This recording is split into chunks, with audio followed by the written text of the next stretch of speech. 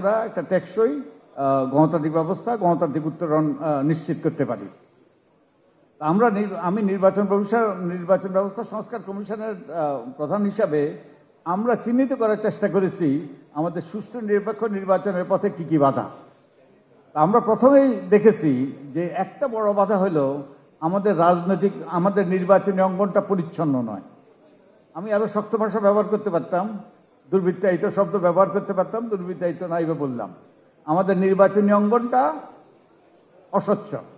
এই নির্বাচনী অঙ্গনকে আমাদেরকে স্বচ্ছ করতে হবে, পরিচ্ছন্ন করতে হবে। আমাদের রাজনৈতিক অঙ্গন অপরিচ্ছন্ন এবং রাজনৈতিক চরম দুর্বৃত্তায়ন, এটা যদি আমরা দূরীভূত করতে না পারি তাহলে কিন্তু আমাদের পণ্ডশ্রম হবে আবারও। তা আমাদের এই রাজনৈতিক ক্ষেত্রে এবং নির্বাচনী ক্ষেত্রে আমাদের সৎ, যোগ্য, ভালো মানুষদেরকে, যারা মানুষের কল্যাণে কাজ করে, নিজেদের কল্যাণে নয়, সেই রকম ব্যক্তিকে আনতে হবে। এবং এই ক্ষেত্রে বড় ভূমিকা রেখেছে টাকার খেলা।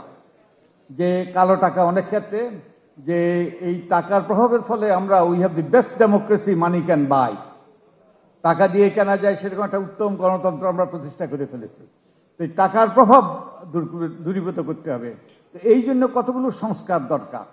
এবং এই জন্য যেমন আমাদের হলফনামার বিধান, আমাদের প্রচেষ্টায়, সুজনের প্রচেষ্টায় হলফনামা বিধান যে বাধ্যতামূলক হয়েছে, হলফনামার মাধ্যমে তথ্য দেওয়ার, এই তথ্যগুলো আরো তথ্য দেওয়া দরকার, এটাকে যুগোযুগি করা দরকার, এই ব্যাপারে আমরা প্রস্তাব করেছি।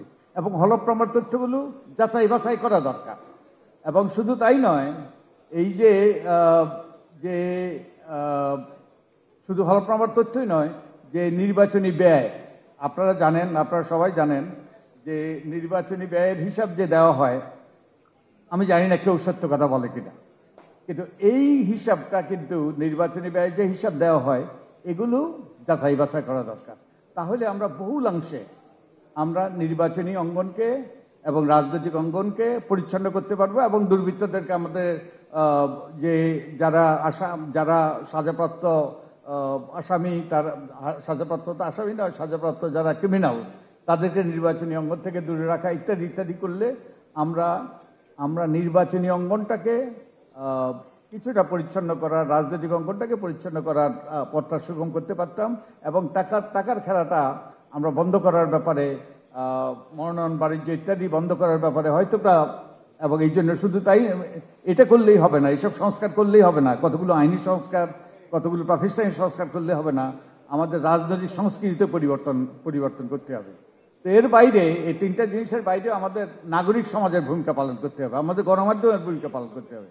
তারা যদি অতন্ত্র প্রহরী ভূমিকা পালন করে তাহলে কিন্তু আমাদের সেই সুষ্ঠু নির্বাচনের পথ সুগম হতে পারে।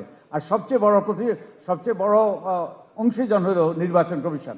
নির্বাচন কমিশন যদি স্বাধীন হয়, নির্বাচন কমিশন যদি যে দল নিরপেক্ষভাবে কাজ করে এবং মানুষের কল্যাণে কাজ করে, কোনো ব্যক্তির কিংবা কোনো দলের কল্যাণে কাজ না করে, তাহলে কিন্তু সুষ্ঠু নির্বাচনের পথ সুগম হতে পারে। তো এই জন্য কতগুলো সংস্কার দরকার, সেগুলো হলো প্রাতিষ্ঠানিক সংস্কার, যে নাগরিক সমাজকে সংগঠিত হতে দিতে হবে এবং আমাদেরকে বন্ধ করার জন্য আমার বাড়ি আক্রমণ হয়েছে ইত্যাদি আপনারা জানেন। তো এগুলো থেকে মুক্ত করে আমাদেরকে, যাতে আমরা নাগরিক সমাজরা ভূমিকা পালন করতে পারে, গণমাধ্যম যাতে স্বাধীনভাবে ভূমিকা পালন করতে পারে, সেই সুযোগ করে দিতে হবে।